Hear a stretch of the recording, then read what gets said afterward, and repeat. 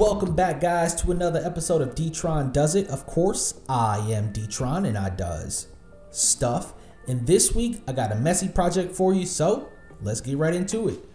First thing you're gonna need is an ice cube tray. You'll also need some popsicle sticks. And then you wanna go and pick up some paint, and preferably something that's gonna be washable in a variety of colors. I picked up blue, red, orange, green, and yellow. You'll also need some foil, and that's all of our supplies. So once you've got your supplies, we're gonna go ahead and begin to fill each of the empty slots on the ice cube tray. I used a single color for each empty spot, but you can do it however you'd like. Once I got to this tray, or this slot, excuse me, I mixed blue and red so that we can get some purple. Again, creating a little more variety for the kids when they decide to paint with it. And then this last one, I used yellow and green to make a lighter green. I will put a link in the description with all of the supplies that I used today, which granted, there's not very many, but just where I got these paints from in case you want to pick up these exact ones.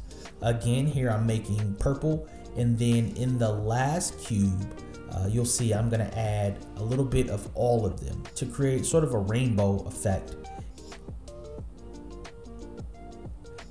Once you put these in the cubes, make sure you leave a little bit of space, because as you can see here, we're gonna fill it with water.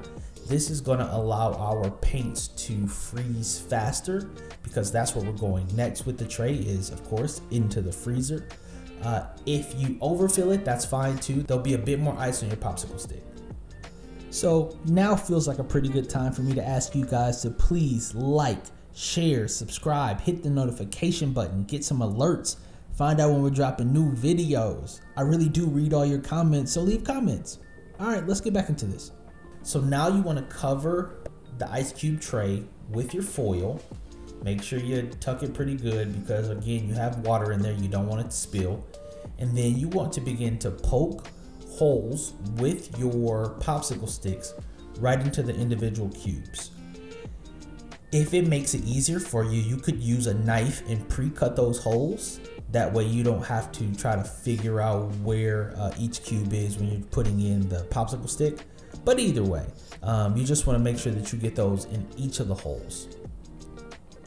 Let me speed it up a little bit here. I did pre-slit these holes, so you can see that that process is going a little bit faster. And then once you've got all of the popsicle sticks in, you want to take this over to your freezer and pop it in the freezer. Now, I would suggest leaving it in the freezer for several hours. And here's why. Well, I won't ruin the surprise. Actually, yeah, I am. We didn't leave our popsicle sticks in the freezer long enough, and unfortunately, that impacted our playtime.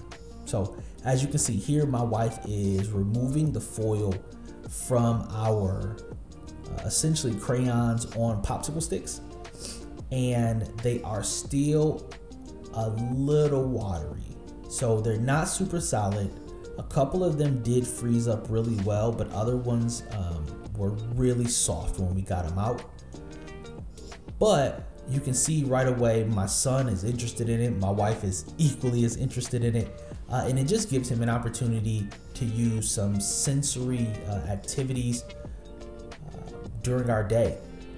We spend a lot of time with tablets and TVs and screens and books, but sometimes I just want to allow him and my youngest son to use their hands to color or draw, to try to eat paint, which clearly happened here.